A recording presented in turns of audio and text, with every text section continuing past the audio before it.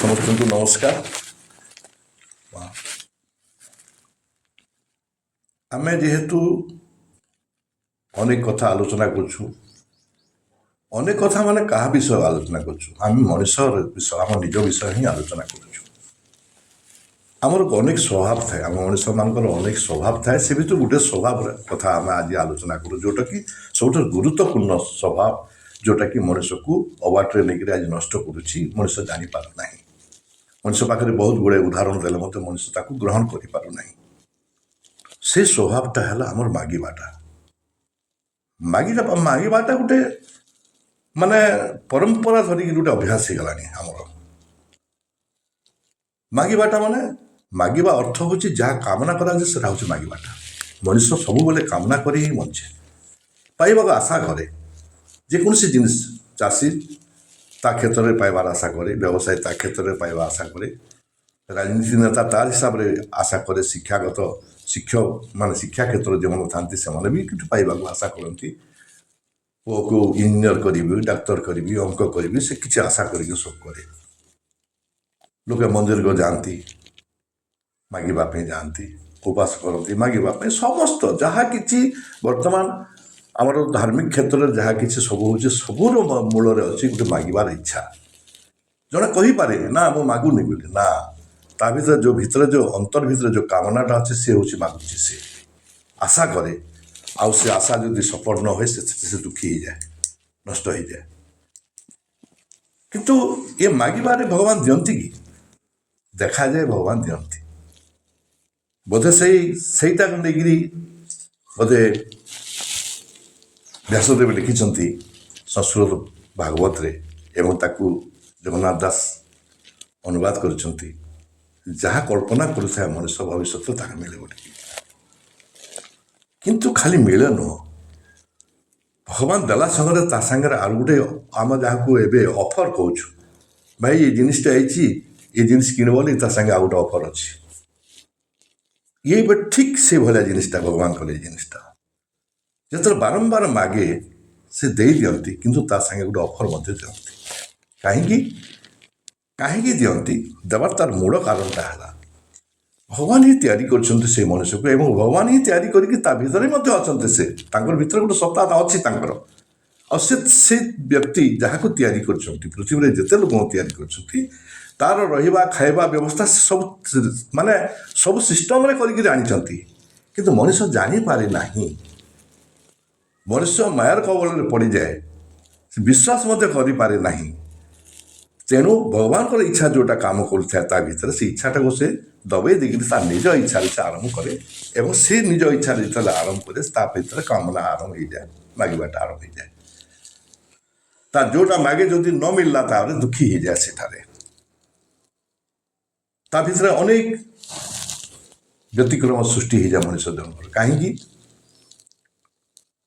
ଇଚ୍ଛା ବିରୁଦ୍ଧରେ ଯେହେତୁ ଦିଅନ୍ତି ତାକୁ, ଯଦି ମାଗିବା ଲୋକ ଇଚ୍ଛା ବିରୁଦ୍ଧ, ମାନେ କାହାର ଇଚ୍ଛା? ଭଗବାନଙ୍କର ଇଚ୍ଛା ନ ହେବା କଥା ସେ ମାଗେ, ତାକୁ ଦେଇ ଦିଅନ୍ତି, ଜବରଦସ୍ତି ଦେଇ ଦିଅନ୍ତି। କିନ୍ତୁ ତାପରେ କ'ଣ ଭୋଗିବ ସେ ଜାଣିପାରେନି, କିନ୍ତୁ ସେ ଭୋଗିବାକୁ ପଡ଼େ। କାହିଁକି? ସେଟା ତାର ସିଷ୍ଟମର ବାହାର ଜିନିଷଟା ହେଇଯାଇଛି, ତେଣୁ ସେ ଭୋଗେ। ଯେମିତି ଗୋଟେ ଛୁଆ କୁରକୁରି ଖାଇବି ବୋଲି ବାରମ୍ବାର ତା ମା ପାଖରେ ଅଳି କଲା। ମା ଜାଣିଛି କୁରକୁରି ଖାଇଲେ ତା ଦେହ ନଷ୍ଟ ହେବ। ଯେତେବେଳେ ଅତି ତାମାନେ କାନ୍ଦି କାନ୍ଦି ଗଡ଼ିଯିବ, ଜନ୍ମ କଲା ଛୁଆ ତ ସହିପାରିବନି, ମା ତାକୁ ପଇସା ଦେବ, କହିବ ଯା କୁରକୁରି ଖା ଆରୁ ମର। ପ୍ରାୟ କହନ୍ତି, ମା ଜାଣିଥାଏ ଏଇଟା ଖାଇଲେ ତା ଦେହ ନଷ୍ଟ ହେବ। ଯେତେବେଳେ ସେ କୁରକୁରି ଖାଇକିରି ଛୁଆର ଦେହ ଖରାପ ହେଇଯାଏ, ହସ୍ପିଟାଲକୁ ନେବାକୁ ପଡ଼େ କିମ୍ବା ଡାକ୍ତର ଡାକିବାକୁ ପଡ଼େ, ସେ ସମୟରେ ମା ପୁଣି କହେ ତୁ ବାରମ୍ବାର ମନା କରୁଛୁ, ଖାଇବୁ ନଇରେ, ଖାଇବୁ ନାହିଁ, ତୁ ବାରମ୍ବାର ଖାଇଲୁ, ଆଜି ତୋତେ କଷ୍ଟ ଭୋଗିବାକୁ ପଡ଼ୁଛି, ଭୋଗ। ଆଉ କିଏ ମୁଁ ଭୋଗିବି? ଠିକ୍ ସେଭଳିଆ ଭଗବାନ ମଧ୍ୟ ବାରମ୍ବାର ମଣିଷକୁ ବିଶ୍ୱାସ ଦିଲାନ୍ତି। ମାନେ ବିଶ୍ୱାସ ଦେବା ପାଇଁ ତାର ଅନେକ ବ୍ୟବସ୍ଥା ବି କରିଛନ୍ତି ମଣିଷକୁ। ଏ ବିଶ୍ୱାସ ଯେ ତୁ କିଛି ନ ମାଗିଲେ ମଧ୍ୟ ମୁଁ ତୋର ବ୍ୟବସ୍ଥା କରିବି। ମଣିଷ ବିଶ୍ୱାସ କରିପାରେନି, ଭରସା ମଧ୍ୟ କରିପାରେନି। ତେଣୁ ସେ ବାଧ୍ୟ ହୋଇ ମାଗେ, ଇଚ୍ଛା ବିରୁଦ୍ଧରେ, ଭଗବାନଙ୍କ ଇଚ୍ଛା ବିରୁଦ୍ଧରେ ମାଗିଲେ ଦିଅନ୍ତି। ଯିଏ ଧନ ମାଗେ ଧନ ଦିଅନ୍ତି। ଧନ ପାଇଲା ପରେ କ'ଣ ହୁଏ ସେ ଜାଣେ। ଯେତେ ଲୋକ ଧନ ମାଗିକିରି ପାଇଛନ୍ତି, ମାଗି ମାଗିକି ଯେଉଁ ଧନ ସଞ୍ଚୟ, ତାପରେ କ'ଣ ଅବସ୍ଥା ତ ଆମ ପାଖରେ ହଜାର ହଜାର ପ୍ରମାଣ ଅଛି। ମୁଁ ବହୁତ ଦେଖିଛି ଏବେ, ମାନେ ଯେଉଁମାନେ ଟିକେ ଗରିବ ଅବସ୍ଥା ଥିଲେ ବି ଯେତେବେଳେ ଥିଲାବାଲା ହେଇଗଲେ, ଚାକିରି ବାକିରି କଲେ, ଫଟାଫଟ ସାଙ୍ଗେ ସାଙ୍ଗେ ଘର ସବୁ ତିଆରି କରିଦେଲେ, ବଡ଼ ବଡ଼ ଘର, ଗାଡ଼ି ଖଣ୍ଡେ ଗୋଟେ କିଣି ଆଣିଲେ, 4 ଚକିଆ ଗାଡ଼ି ରଖିଥିଲେ। କିନ୍ତୁ ତାପରେ ସେମାନଙ୍କର ଘରର ଅବସ୍ଥା ଯାହା ହେଲା ବର୍ତ୍ତମାନ ଦେଖାଯାଉଛି, ସବୁଠାରୁ ବେଶୀ ଦୟନୀୟ। ବହୁତ ପଇସା ତାମାନେ ଆମର କଳା ବଜାର ହିସାବରେ ତାମାନେ ଲାଞ୍ଚ ଫାଞ୍ଚ ନେଇକିରି ସବୁ ଚାକିରିରେ ସବୁ ବହୁତ ପଇସା ସବୁ କମାଉଛନ୍ତି, ଆଶା କରୁଛନ୍ତି ଏବଂ କାମନା କରିକିରି ସବୁ ସଞ୍ଚୟ କରୁଛନ୍ତି। ଦେଖିଲା ବେଳକୁ ଯେଉଁ ପୁଅ ପାଇଁ ତାମାନେ କରୁଥିବେ, ସେ ପୁଅର ଏମିତି ଗୋଟେ ଦୁର୍ଦ୍ଦଶା ହେବ, ଏମିତି ଗୋଟେ ଘଟଣା ଘଟିବ, ସେ ତାଙ୍କ ସମ୍ପତ୍ତି ଖାଇବା ପାଇଁ କେହି ନଥିବେ। କାହିଁକି ହୁଏ? ଭଗବତ ଇଚ୍ଛା ବିରୁଦ୍ଧରେ। ଯଦି ନ ମାଗନ୍ତା କ'ଣ ହୁଅନ୍ତା? ପ୍ରଶ୍ନ ଆସେ ଏଠି, ଯଦି ନ ମାଗନ୍ତା କ'ଣ ହୁଅନ୍ତା? ଆମର ଅଛି ବହୁତ ଉଦାହରଣ ଅଛି।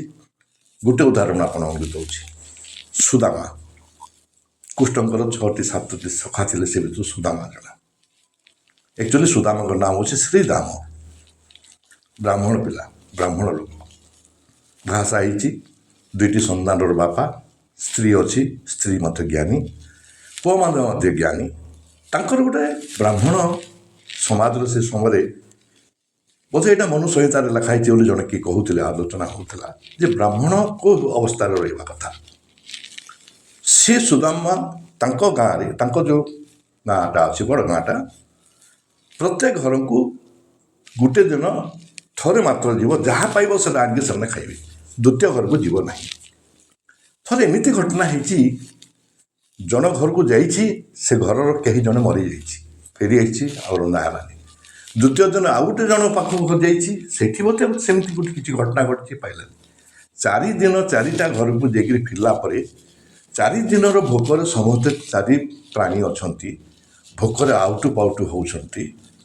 ଏବଂ ଏହି ସମୟରେ ତା ସ୍ତ୍ରୀ କହୁଛନ୍ତି, ରାତିରେ ପିଲା 2ଟା ଭୋକରେ ପାଣି ଟିକେ ପିଇକି ଶୋଇଛନ୍ତି, ତା ସ୍ତ୍ରୀ କହୁଛନ୍ତି, ତମ ସଖା ତ ଶ୍ରୀକୃଷ୍ଣ, ତମ ଦ୍ୱାରକ ଯାଆନ୍ତନି, ଆଉ ସେଠି ଯାଇକିରି ତମ ସଖାକୁ କିଛି ମାଗନ୍ତୁନି। ସେ ବୋଲେ, କାହା ପାଖକୁ ଯିବି, କ'ଣ ମାଗିବି, କାହିଁକି ମାଗିବି, ମୁଁ ଯିବିନି। କିନ୍ତୁ ସ୍ତ୍ରୀ ବାଧ୍ୟ କରନ୍ତି, ବାଧ୍ୟ କଲେ ସେ ବାଧ୍ୟ ହେଇକିରି ସେ ଅବସ୍ଥା ଦେଖି ଯିବା ପାଇଁ ରାଜି ହୁଏ। ତାକୁ ଖୁଦ ମାନେ ଆମର ଚାଉଳ ତ ନାହିଁ, ଛୋଟ ଛୋଟ ଖୁଦ ଯେଉଁ ମାନେ ବ୍ରାହ୍ମଣକୁ ଯେଉଁ ଦିଅନ୍ତି, ପ୍ରାୟ ଘରମାନଙ୍କୁ ଅରୁଆ ଚାଉଳ ଦିଅନ୍ତି, ପ୍ରାୟ ତାମାନେ ଭଲ ଚାଉଳ ପ୍ରାୟ ଦିଅନ୍ତିନି, ବ୍ରାହ୍ମଣକୁ ଦେବେ ଖୁଦ ଚାଉଳ ଏକା ଦେବେ। ସେ ଖୁଦ ଚାଉଳ ଟିକିକୁ ସେ ଭାଜିଥିଲା, ଖୁଦ ଲିଆ ଯାହାକୁ କୁହନ୍ତି, ସେଟା କିଛି ଦେଇକିରି ଏଇଟା ଧରିକି ତମେ ଯାଅ, କିଛି ନହେଲେ ଏଇଟା ତମ ସଖାଙ୍କୁ ଦେବ। ସେ ଲାଜ ହେଇଗଲା, କିନ୍ତୁ ସ୍ତ୍ରୀର କଥା ସେ କାଟି ପାରିଲାନି, ବୁଟକା କଲା ତାର, ଆଉ ଚାଲିଲା। ସୁଦାମା ଯେତେବେଳେ ଘରୁ ବାହାରିବା ଆରମ୍ଭ କଲା, ଏ ସମୟରେ ରୁକ୍ମିଣୀ ଏବଂ ଶ୍ରୀକୃଷ୍ଣ ସେଠି ବସିକି ଦେଖୁଛନ୍ତି, ମାନେ ଆଲୋଚନା କରୁଛନ୍ତି। ରୁକ୍ମିଣୀ କହୁଛି, ପ୍ରଭୁ ତମର ତ ଅତି ନିଜ ସଖା, ଅତି ପ୍ରିୟ, ତମେ ଗୁରୁକୁଳରେ ଥିଲା ବୋଲି ତମ 2 ଜଣ ତାମାନେ ଗୋଟେ ଜୀବନ ହେଇକି ବଞ୍ଚୁଥିଲ, ମୁଁ ଯାହା ତମେ କହୁଥିଲ ଶୁଣିଛି। ତମେ ତାକୁ କିଛି ଦିଅନ୍ତେନି, କାହିଁକି ଏତେ ସେ ଗୁଲଗୁଲା ହେଉଛି? ସେ ଶ୍ରୀକୃଷ୍ଣ ହସିଦେଲେ, ମୋର ଗୋଟେ ନିୟମ ଅଛି, ମୁଁ ଜଣେ ନ ମାଗିଲା ପର୍ଯ୍ୟନ୍ତ କିଛି ଦିଏ ନାହିଁ, ନ ମାଗିଲା ପର୍ଯ୍ୟନ୍ତ ଦିଅନି। ଆଉ ସେ ତମ ସଖା ତ, ସେ ତ ଜାଣିଛି ତମେ ତାର ସଖା, ତମେ ରାଜା ହେଇକିରି ଅଛ ବୋଲିକିରି। ହଁ ଜାଣିଛି, କାହିଁକି ସେ ମାଗୁନି, କାହିଁକି ମାଗୁନି? କ୍ୟୁଁକି ଓ ବ୍ରହ୍ମଜ୍ଞାନୀ ହେ। ତୁମେ ଜାଣିଛ ସେ ବ୍ରହ୍ମଜ୍ଞାନୀ କେବେ କାହାକୁ ମାଗେ ନାହିଁ, ତା ଜୀବନ ଛିଡ଼ିଯିବ, ମାଗିବ ନାହିଁ। ବ୍ରହ୍ମଜ୍ଞାନୀ ପୁରୁଷ ସେ, ପୃଥିବୀରେ ଯେତେ ବ୍ରହ୍ମଜ୍ଞାନୀ ଅଛନ୍ତି, ଶ୍ରେଷ୍ଠ ବ୍ରହ୍ମଜ୍ଞାନୀ ହେଉଛି ସୁଦାମ। ମାଗିବ ନାହିଁ, ଆସୁଛି ତ ଆସୁ, ଦେଖିବ ସେ ମାଗିବ କି, ଦେଖିବ କିଛି ମାଗିବନି। ଏମାନେ କଥା ହେଉଛନ୍ତି, ତାପରେ ସୁଦାମା ଆସିଲେ। ଯେମିତି ଆସିଲେ, ମାନେ ତାଙ୍କ ସହରର ବାହାରେ ରହିଲେ, ଇଏ ଜାଣିଦେଲେ ସୁଦାମା ଆସୁଛନ୍ତି ବୋଲିକିରି। ଇଏ ଦୌଡ଼ିକି ଯାଇଛନ୍ତି, ସେ ଜାଣିନି, ଦୌଡ଼ିକି ଯେମିତି କୃଷ୍ଣ ଦୌଡ଼ୁଛନ୍ତି, ତା ପଛେ ପଛେ ତାଙ୍କର ସମସ୍ତ ପାତ୍ରମନ୍ତ୍ରୀ ମଧ୍ୟ ଦୌଡ଼ିଗଲେ ଏବଂ ସୁଦାମାକୁ ପାଛୁଟିକିରି ଆଣିଲେ। ସୁଦାମାକୁ ପାଛୁଟି ଆଣିକିରି ସିଂହାସନରେ ବସେଇଲେ, ତାର ପାଦ ଧୋଇଲେ। ରୁକ୍ମିଣୀ, ସେ ସତ୍ୟଭାମା ସମସ୍ତେ ପାଦ ଧୋଇଲେ, ପାଦ ପାଣିକୁ ନେଇକିରି ମୁଣ୍ଡରେ ମାରୁଛନ୍ତି, ନମସ୍କାର କରୁଛନ୍ତି। କେତେ ସୁଦାମାର ଆଖିର ପାଣି ଖାଲି ଗଡ଼ି ପଡ଼ୁଛି, କିଛି କହିପାରୁନାହିଁ। ସ୍ୱୟଂ ପ୍ରଭୁ ଏତେ ବଡ଼ ଭଗବାନ, ସେ ଜାଣିଛି ଭଗବାନ ବୋଲିକିରି, ଏତେ ବଡ଼ ସମ୍ରାଟ ଭଗବାନ ପୁଣି ତା ଗୋଡ଼ ପଖାଲୁଛନ୍ତି ତା ସକାଶେ, କିଛି କହିପାରୁନି, ତା ଆଖି ଏତେ ପାଣି ବାହାରିଗଲା, ତାକୁ କିଛି ଦିଶୁନି ମଧ୍ୟ। ତାପରେ ଧୋଇ ସାରିଲା ପରେ ତାକୁ ପୁଛାପୁଛି କରିକି ବସେଇ ଦେଲେ।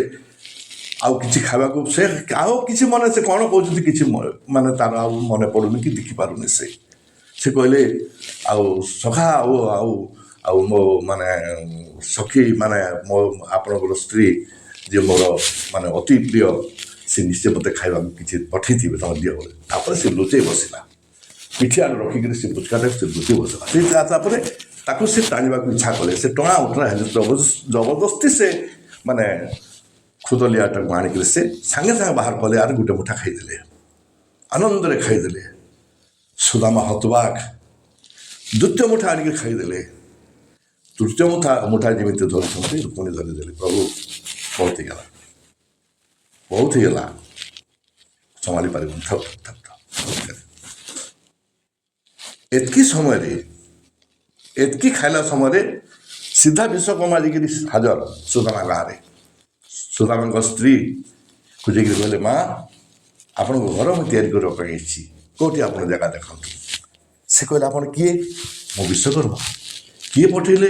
ସ୍ୱୟଂ ପ୍ରଭୁ ପଠେଇଲେ। କାହିଁକି? ମୋ ଘର ତିଆରି କରିବା ପାଇଁ। ମୋ ଘର ତିଆରି ହେବ ନାହିଁ। ଯଦି ଘର ତିଆରି କରିବ, ମୋ ପରିବାରକୁ ଆଜି ଯେତେ ଦିନ ହେଲା ତାମାନେ ମୋ ପରିବାରକୁ ଏ ଗାଁର ଯେଉଁମାନେ ବଞ୍ଚେଇଛନ୍ତି, ଖୁଦ ମୁଠେ ମୁଠିକି ଯାହା କିଛି ଦେଇକି ମୋତେ ବଞ୍ଚେଇଛନ୍ତି, ଯାହା ଘର ସେମାନଙ୍କ ଭିତରୁ ଯାହା ଘରେ ଘର ନାହିଁ, ପ୍ରଥମେ ତାଙ୍କ ଘର ତିଆରି କର, ତାପରେ ମୋ ଘର ତିଆରି କର। ଯାହା ହେଲା ସେଟା ଗୋଟେ ଅଲଗା କଥା। ଇଆଡ଼େ ଖୁଦ ଭଜା ଖାଇଛନ୍ତି କି ନାହିଁ, ସିଆଡ଼େ ବିଶ୍ୱକର୍ମା ଯାଇକିରି ଘର ତିଆରି କର। ତାପରେ କ'ଣ ହେଇଛି ସେଟା ଆପଣମାନେ ଅନେକ ଷ୍ଟୋରି ଅଛି, ସେଟା ତ ଆମଠାରୁ ଆପଣମାନେ ବହୁତ ଅଧିକା ଜାଣିଛନ୍ତି। କଥା ରହିଲା ଏଇଟା, ସୁଦାମା ମାଗି ନାହିଁ। ଜାଣିଥିଲା ସେ ମାଗିଥିଲେ ଦେଇଥାନ୍ତେ, ଶ୍ରୀକୃଷ୍ଣ ଜାଣିଥିଲେ ସେ ମାଗିବ ନାହିଁ, ରୁକ୍ମିଣୀ ବି ଦେଖିଲେ ସେ ମାଗିଲା ନାହିଁ। ଜବରଦସ୍ତି ତାକୁ ଆସିକି ଶ୍ରୀକୃଷ୍ଣ ତାମାନେ ଖାଇଲେ ଏବଂ ଖାଇବା ଫଳରେ ତାର ପ୍ରତିଦାନ ସେଠି ଦେଲେ। ଯଦି ଏଇଟା ସତ୍ୟ, ଯଦି ୟାକୁ ଆମେ ସତ୍ୟ ବୋଲି ଭାବିବା, ତାହେଲେ ଆମେ କାହିଁକି ଆମର ବିଶ୍ୱାସ ଆସୁନି ଯେ ଆମେ ନ ମାଗିଲେ ମଧ୍ୟ ପ୍ରଭୁ ମୋତେ ମୋ ପରିବାରଟାକୁ ଠିକ୍ ରାସ୍ତାରେ ନେବେ, ମୁଁ କାହିଁକି ମାଗିବି? ଏ ଧାରଣା ଆମର ଆସୁନାହିଁ କାହିଁକି? ପ୍ରଶ୍ନ ହେଲା କାହିଁକି? ଏଇଟା ହେଉଛି ଆମର ଆତ୍ମଜ୍ଞାନ, ଆମ ନିଜକୁ ଜାଣିବାଟା। ଆମେ ନିଜକୁ ଆମେ କେହି ଜାଣିନୁ, ଆମେ କିଏ ବି ଜାଣିନାହୁଁ। ନିଜକୁ ଜାଣିନାହୁଁ ବୋଲିକିରି ଆମେ ସଂସାରଟାକୁ ଜାଣିନାହୁଁ, ଏ ପୃଥିବୀଟାକୁ ଜାଣିନାହୁଁ, ଦୁନିଆଟା ଜାଣିନାହୁଁ, ଲୋକକୁ ଆମେ ଅନ୍ୟ ଲୋକକୁ ଜାଣିନୁ, ତା ସାଙ୍ଗେ ଭଗବାନଙ୍କୁ ମଧ୍ୟ ଜାଣିନାହୁଁ। ଆମ ପାଖରେ ବହୁତ ପ୍ରମାଣ ଅଛି। ସୁଦାମା ମାଗି ନାହିଁ, କିନ୍ତୁ ପ୍ରଭୁ ତାକୁ ଦେଲେ। କ'ଣ ଦେଲେ? ଧନ ଦେଲେ। ସୁଦାମା କ'ଣ ଦେଇଛି? ସୁଦାମା ତାର ଜୀବନର ପ୍ରତ୍ୟେକ ମୁହୂର୍ତ୍ତ ଭଗବାନ ପାଇଁ ଦେଇଛି ଏବଂ ତାର ଯାହା କିଛି ଅବଶିଷ୍ଟାଂଶ ଯାହା ବି ଥିଲା ସେଟା, ଆଉ ଯଦି ଯେଉଁଟା ଦେଇ ନ ପାରିଲା ସେଟା ବି ଭଗବାନ ଲୁଟିକି ନେଇକି ତା ଠାରୁ ଖାଇଛନ୍ତି। ଆଉ ତାକୁ ଯେଉଁଟା ଦେଇଛନ୍ତି ପୃଥିବୀର ଆଜି ପର୍ଯ୍ୟନ୍ତ ବୋଧେ କାହାକୁ ଦେଇନଥିଲେ। ଯଦି ଏଇଟା ଆମେ କେତେ ଦୂର ସତ୍ୟ, ଏଇଟା ଯଦି ଆମେ ସତ୍ୟ ବୋଲି ଭାବୁଛୁ, ପ୍ରଭୁ ଶ୍ରୀକୃଷ୍ଣଙ୍କୁ ଆମର ଆରାଧ୍ୟ ବୋଲି ଭାବୁଛୁ, ସୁଦାମାର କାହାଣୀ ଯଦି ସତ ବୋଲି ଭାବୁଛୁ, ଆମେ କାହିଁକି ମାଗୁଛୁ? ସତରେ ଆମେ ତାଙ୍କ ପ୍ରତି ଏତେ ବିଶ୍ୱାସ ଆଣିପାରିବା କି? ତାଙ୍କ ପ୍ରତି ଏତେ ଭରସା ରଖିପାରିବା କି? ପ୍ରଶ୍ନ ହେଲା ଏଇଟା। ଆମେ ତର୍ଜମା କରିବା। ଆମେ ଦେବା ଶିଖିନାହୁଁ କେହି। କ'ଣ ମାଗୁଛନ୍ତି ପ୍ରଭୁ ଆମ ପାଖଠୁ?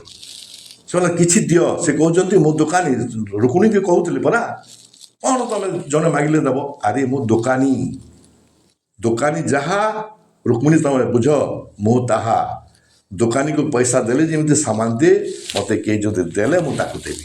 କ'ଣ ଦେବ ସେ? କ'ଣ ଦେବ? ଆମେ ତାକୁ କ'ଣ ଦେବା? କ'ଣ ଦେଲେ ଭଗବାନ ଆମକୁ ଦେବେ? ଆମେ ଭଗବାନଙ୍କର ସମ୍ପତ୍ତିକୁ ଆବରିକିରି ମୋର ବୋଲି ଭାବୁଛୁ, ତାକୁ ଦେବାକୁ ପଡ଼ିବ, ଆଉ କିଛି ନାହିଁ। ଇଏ ଶରୀର ମୋର ନୁହଁ, ଇଏ ପ୍ରାଣ ମୋର ନୁହଁ, ଇଏ ମନ ମଧ୍ୟ ମୋର ନୁହଁ, ମୋ ଭିତରେ ଥିବା ହୃଦୟ ମଧ୍ୟ ମୋର ନୁହଁ, ମୋ ଭିତରେ ଯେଉଁ ଚୈତ୍ର ଅଛନ୍ତି, ଯେ ଭଗବାନ ଅଛି, ସେ ବି ମୋର, ସେ ତାଙ୍କର ସୁବିଧା। କି ମୋର ନାହିଁ, ମୁଁ ମୋର ବୋଲି କହୁଛି, ମୋର ନାହିଁ। ମୁଁ ଯେତେବେଳେ ମୁଁ ବୋଲି ଭାବିବା ମୋର ପୁରା କମିଯିବ, ମୁଁଟା ସେ ହେଇଯିବି। ଭଗବାନ ସେଇଟା ମାଗୁଛନ୍ତି। ଆମକୁ କହୁଛନ୍ତି ତମେ ତମ ଭିତରେ ଥିବାର ଅହଂ, ତମ ଭିତରେ ଥିବାର ମୁଁ, ତମ ଭିତରେ ଥିବା ମୁଁ ବୋଲି ଯେଉଁ ଭାବିକିରି ତ ସଂସାରକୁ ଦେଖୁଛ, ମୋତେ ତାହା ଟିକେ ଟିକେ ଦିଅ, ମୁଁ ତା ବଦଳ ତମକୁ ଆହୁରି କ'ଣ କ'ଣ ଦେବି ତମେ ଭାବିପାରିବ ନାହିଁ। ଆମର ହିନ୍ଦୀର ଗୋଟେ ଗୀତ ଅଛି जोटाकि फिल्म में कराइला, गरीब की सुनो वो तुम्हारी सुनेगा, तुम 1 पैसा दे दो वो 10 लाख देगा, 10 लाख देगा।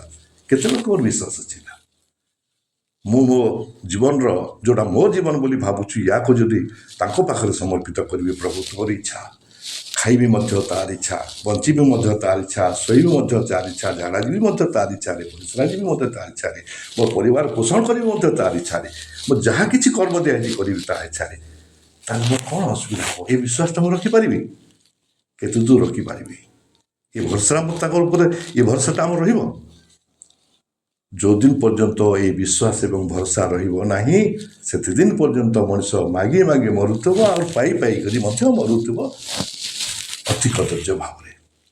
तेणु विचार अपना अपना निज निज विचार आम ताकू ग्रहण करवा कि न करवा ये कथा ये जहाँ आलोचना है यहाँ लेकिन आम प्रकृति बंचा कि न बंचा आम उपर निर्भर कै क्या जबरदस्ती कराब नहीं। भगवान क्या जबरदस्ती करते ना जे जहाँ चाहे ताहा दिखती तार भगवान करने को छाड़ी दिखती आज जी निजे देवाई इच्छा कै तार किसी असुविधा कर दिखती ना।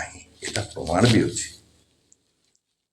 तर्जमा करवा आज आम ये रखा जदि आपण मैंने भल लगे जिनटा ग्रहण कले चेष्टा करेंगे भगवान को देवाई मांगवाई चेष्टा इच्छा करेंगे ना। बहुत बहुत धन्यवाद, नमस्कार।